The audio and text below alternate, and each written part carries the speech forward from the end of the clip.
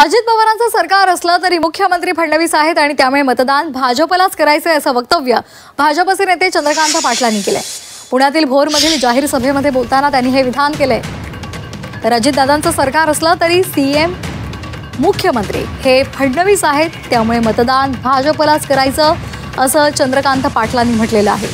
पुण्यातल्या भोरमध्ये एका जाहीर सभेत ते बोलत होते। आता विरोधी मंडळी म्हणाले की आम्ही पिण्याला पाणी देणार आहे, तर त्यांचं सरकार असलं पाहिजे ना। जरी समजा इथे अजित पवारांचं सरकार असलं तरी मुख्यमंत्री देवेंद्र आहेत ना।